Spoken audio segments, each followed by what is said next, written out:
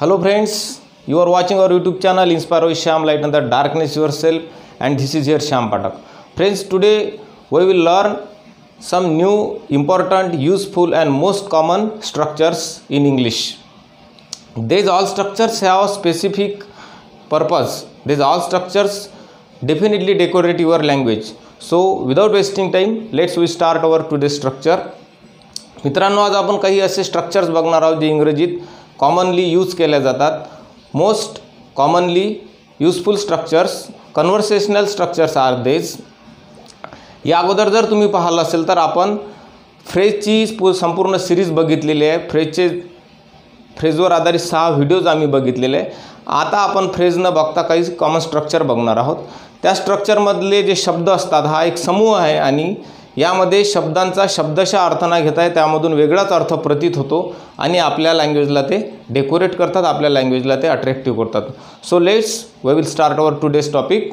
और today's topic is useful structures part 1 because we will see near about 7 or 8 parts. या पूर्ण स्ट्रक्चरचे आपण वेगवेगळ्या व्हिडिओमध्ये जवळपास 7 ते 8 पार्ट्स बघणार आहोत. आज आपला हा पार्ट 1. और first structure is I am thinking of. This structure is used when we have decided about our plans or when we talk about our plans which we decided. जेव्हा आपण एखादी क्रिया करण्याचा पूर्ण आपलं नियोजन झालेलं असते त्यावेळेस आपण हे स्ट्रक्चर वापरायचं असतं. तर बघूया याचं. आय एम थिंकिंग ऑफ, विचार करीत आहे या अर्थाने. Let's we will see our examples. First example, I am thinking of writing a article in English newspaper. म्हणजे मी इंग्लिश न्यूजपेपरला लेख लिहिण्याचा विचार करीत आहे या अर्थानं. अशा प्रकारे आपल्याला हे स्ट्रक्चर वापरायचं आहे. Our next sentence is I am thinking of visiting historical places in Maharashtra. महाराष्ट्रातील ऐतिहासिक स्थळांना भेट देण्यासाठी मी विचार करीत आहे या अर्थाने. Our next sentence is I am thinking of making activity sheet for students offline study. मी विद्यार्थ्यांसाठी ऑफलाईन पद्धतीने अभ्यास करण्यासाठी ॲक्टिव्हिटी शीट किंवा वर्कबुक बनवण्याचा विचार करीत आहे. हे सेंटेन्स आता या काळात खूप कोविड-19मुळे जेव्हा ऑनलाईन अभ्यास सुरू आहे, काही ऑनलाईन विद्यार्थ्यांच्या ज्यांच्याकडे ऑनलाईनची सुविधा नाही त्यांच्याकडे ऑफलाईन पद्धतीने अभ्यास करण्यासाठी वर्कशीट तयार केलेल्या आहेत अनेक शिक्षकांनी. त्यासाठी हे सेंटेन्स आपण यूज करू शकतो. म्हणजेच आय एम थिंकिंग ऑफ म्हणजे मी विचार करीत आहे, मी एखाद्या गोष्टीबद्दल प्लॅनिंग केलेलं आहे या अर्थानं. Our next structure is it's a very useful structure. I am getting, वाटत आहे. This structure can be used about your mental situation, about your physical situation, about your environmental situation when you speak on time. जेव्हा तुम्ही एखाद्या गोष्टीबद्दल बोलत असता, जेव्हा तुमच्या शारीरिक, मानसिक किंवा पर्यावरणविषयक गोष्टीबद्दल बोलण्याच्या वेळेपर्यंत किंवा बोलण्याच्या स्थितीबद्दल जी परिस्थिती असते त्याबद्दल जेव्हा तुम्ही बोलता त्यावेळेस हे स्ट्रक्चर आपण यूज करतो. याचा अर्थ असा होता की मला अशा प्रकारचं वाटत आहे. शारीरिक स्थिती असेल आपली किंवा आपली ती मानसिक स्थिती असेल किंवा आपली ती पर्यावरणीय किंवा ज्याला आपण असं म्हणू शकतो की वातावरणाशी संबंधित असेल. Let's we will explain that. Our first sentence is I am getting nervous today. ही आपली मानसिक स्थिती आहे की मला आज नर्वस वाटत आहे याप्रमाणे. Our next sentence is it's getting darker. It's getting डार्करचा अर्थ होतो की आता अंधार पडत आहे म्हणजे संध्याकाळ होत आहे. म्हणजे ही पर्यावरणाशी संबंधित स्थिती आहे. मग याचाच अर्थ की जेव्हा आपल्याला आपल्या त्या परिस्थितीबद्दल बोलायचं असेल, शारीरिक असेल, मानसिक असेल किंवा वातावरणाशी संबंधित, त्यावेळेस आपण ही स्ट्रक्चर वापरू शकतो. आवर नेक्स्ट सेंटेन्स इज पप्पा इज गेटिंग अँग्री. बाबांना राग येत आहे किंवा बाबांना राग आल्यासारखा वाटत आहे या अर्थाने. म्हणजे ही आता राग येणे ही मानसिक स्थिती आहे. तर अशा प्रकारे आपण या स्ट्रक्चरचा यूज करू शकतो. Our next sentence is boys are getting restless. विद्यार्थ्यांना अस्वस्थ वाटत आहे किंवा ते अस्वस्थ झाल्यासारखे वाटत आहे. म्हणजे ही सुद्धा एक शारीरिक स्थिती आहे. अशा प्रकारे आपण सेंटेन्स बनवू शकतो. We can make many other sentence like that. Labourer are getting tired. मजुरांना काम केल्यानंतर थकल्यासारखं वाटत आहे.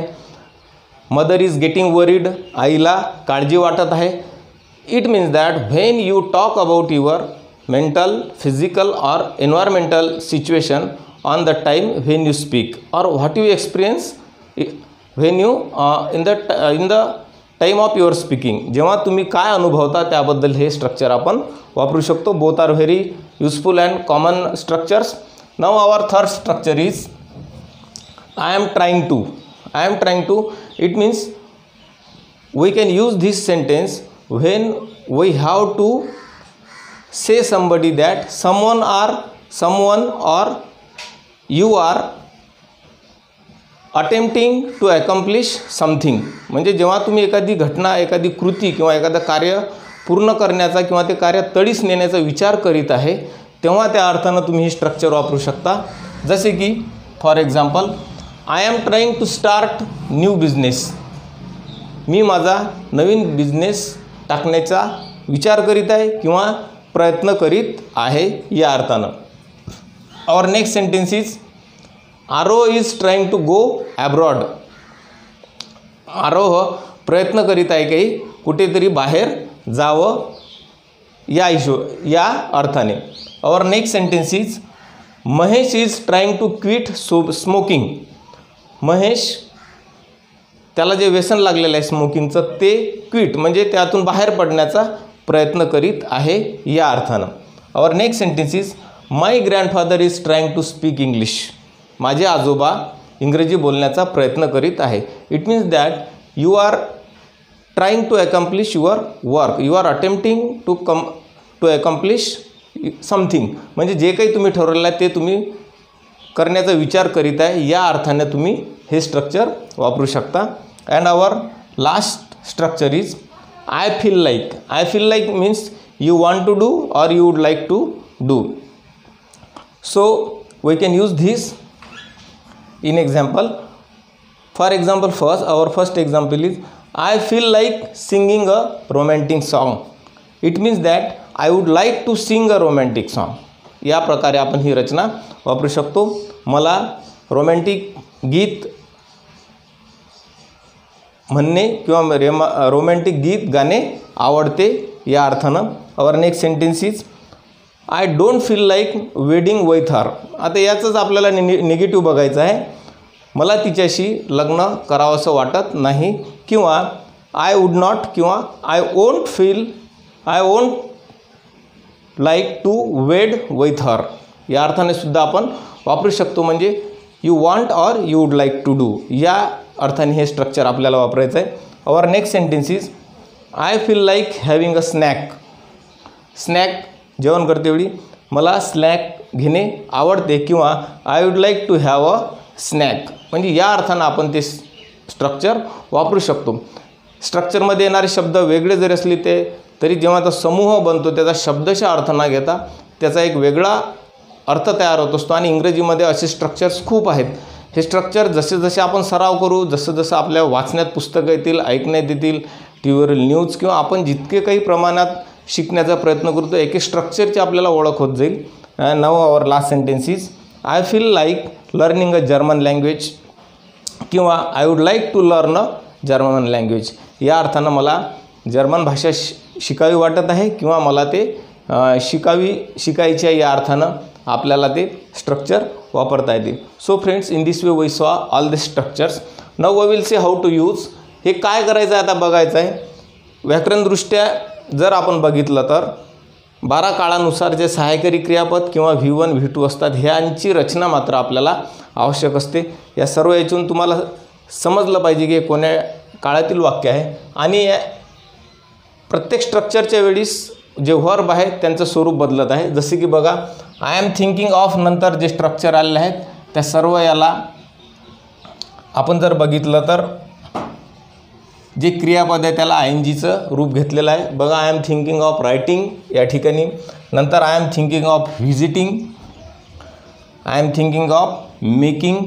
याप्रमाणे जेव्हा हे स्ट्रक्चर वापराल त्याच्यानंतर आपल्याला क्रियापदाचं आय एन जी रूप घ्यायचं आहे. नंतर आय एम गेटिंग यामध्ये जर पाहिला आय एम गेटिंग नर्वस यामध्ये त्याच्यानंतर त्या स्ट्रक्चरनंतर क्रियापदाचं रूप नाही परंतु त्या ज्या आपल्या वेगवेगळ्या सिच्युएशन्स आहेत शारीरिक फिजिकल मेंटल और एन्व्हायरमेंटल सिच्युएशन त्या दाखवलेल्या आहेत.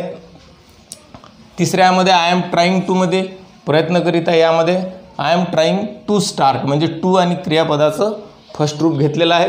अशा प्रकारे ढोबळमानानं आपल्याला ह्या सर्व गोष्टी लक्षात ठेवायचं आहे.